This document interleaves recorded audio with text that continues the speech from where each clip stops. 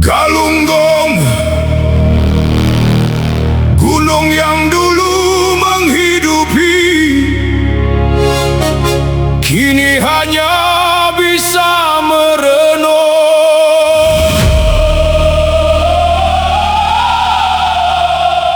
Air yang dulu bening, kini keruh seperti kopi susu.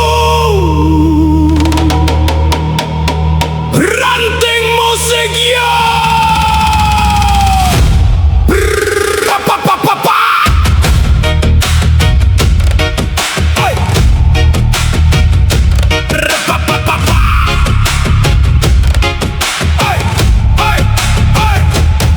dulu sungai bernyanyi jernih di sela parit, membelah sawah sampai ke kaki bukit. Anak-anak berenang pulang senja, membawa tawa dari mata air yang sama. Kini sungai berubah warna, keruh seperti tumpahan kopi susu, membawa lumpur dari luka yang setiap hari terus digerus waktu. Kini jalan penuh debu dan berbagai polusi, truk-truk besar hilir mudik tanpa henti. Gunung dipotong sedikit demi sedikit, seolah alam tak pernah punya batas sakit.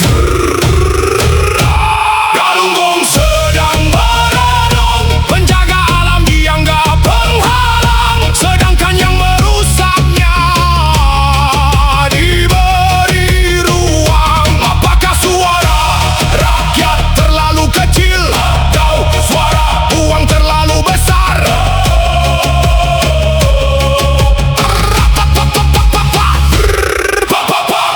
Kami mendengar gunung bersuara di balik debu dan luka yang nyata, bukan untuk menghancurkan siapa-siapa, tapi untuk menyadarkan yang lupa bahwa alam bukan barang dagangan semata.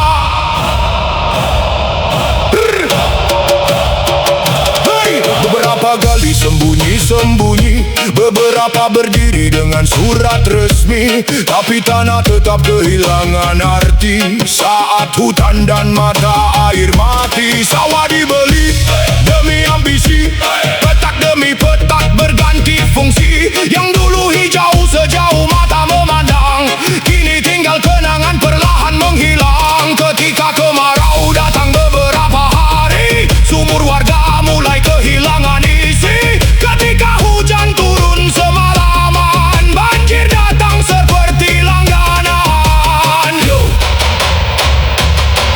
Yo, kami bukan menolak rezeki, bukan pula anti investasi, tapi lihat dulu yang terjadi ketika alam hanya dihitung rupiah per hari. Mana ikan gurame galunggung yang dulu terkenal, mana beningnya sumber air yang dulu kekal, mana cerita para leluhur yang diwariskan, sedikit demi sedikit ikut menghilang. Sungai berubah seperti kopi susu, mengalirkan luka dari hulu ke hilir. Alam sekitar gunung digerus sampai hampir habis, atas nama untung tak menoleh siapa yang menangis. Yang terdengar kini hanya mesin bekerja, debu beterbangan memenuhi udara. Warga melihat dari kejauhan, menahan kecewa dan kegelisahan.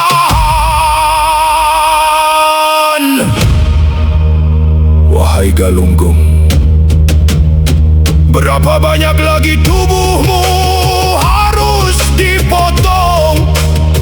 Berapa banyak lagi sungai harus kehilangan nyawa? Berapa banyak lagi anak cucu yang tidak bisa menikmati itu semua? Dari tanah yang dahulu memberi kehidupan, sawah-sawah dibeli demi ambisi, digerus hanya demi sebuah keuntungan. Dan ketika rakyat bertanya, mengapa semua ini